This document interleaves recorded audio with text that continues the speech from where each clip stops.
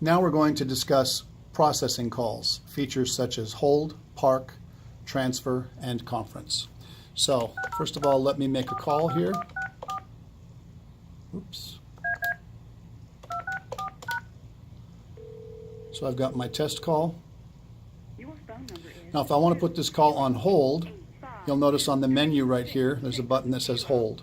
So if I push that, now the call's on hold. It's flashing on my first call button here, and I've got that call on hold. However, no one else can pick up that call except for me. Hold on these phones is a private feature. It can only be picked up from the phones that put the call on hold. So to pick the call back up, I either push the flashing line key again or resume right here, either one.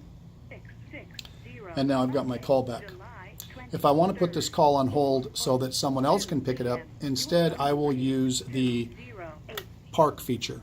So park is are these three buttons right here. So I've got three parks labeled 451 through 453. Each site is going to have their own park codes. Basically, the first two digits of the park codes match the extension number range at the office. These phones are for Preston. Preston's extensions are 4500, so it's 451, 452, and 453. 451, 452, 453. So to put this call on park, I just push any one of those park buttons, and now the call is on park. And now anyone else in the office can pick that call up from park, and I'll know that they've picked it up because it will stop flashing. So I'm going to go ahead and intercom someone else. Hello? Hello. Can you pick up the call on park 451, please? Okay. Thanks. Okay, now when she picks up that call, it'll stop flashing on my extension because she'll have it. There we go. She picked up the call. And so by putting a call on park, you can allow someone else to pick that call back up off of park. So that's the park feature. Transferring calls, there's basically a couple of different ways that that you can transfer calls. Again, let me make a call here.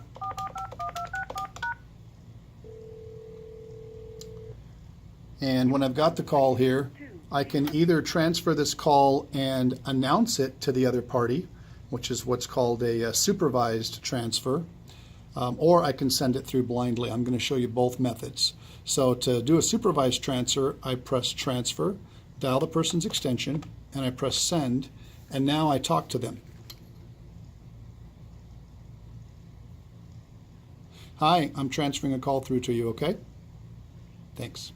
So now I press transfer again, and now that call is ringing on her phone. She basically got that call. So transfer, extension number, pound to send to speed it up. Again, that's optional. And then tell the person about the call, and when they have agreed to take the call, just press transfer again. Let me also show you real quickly how we would cancel a transfer. So if I've got a call here, and I started to transfer it to an extension, I can press transfer and then dial the other extension. I can cancel right here, and now my call's just on hold, so I can pick that call back up again.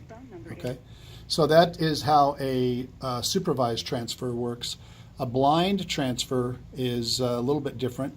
So if I've got the call here, got to just start using redial here.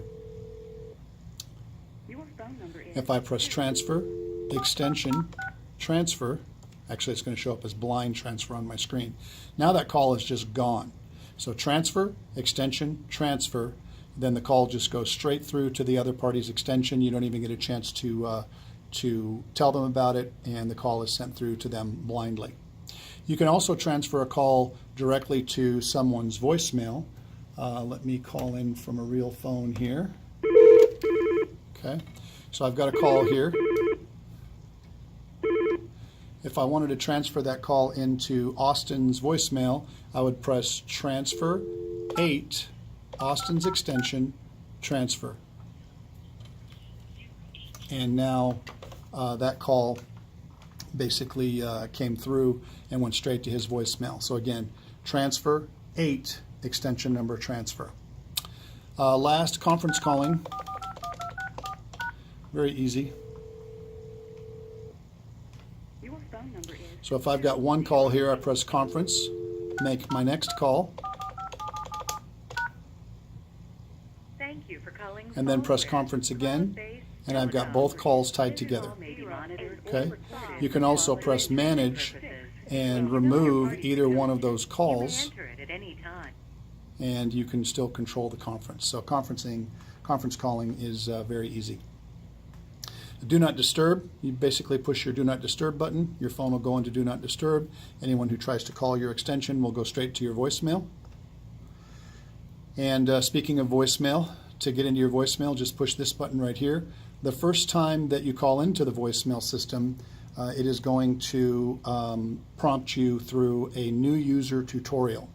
So just first time you call in, the system will walk you through changing your password, recording your greeting, etc. So it'll walk you through that whole thing. Welcome to Subscriber Services. First, I'd like to walk you through some things we need to do. That's the new user tutorial. So that's voicemail, and that's about it on processing calls. Thank you.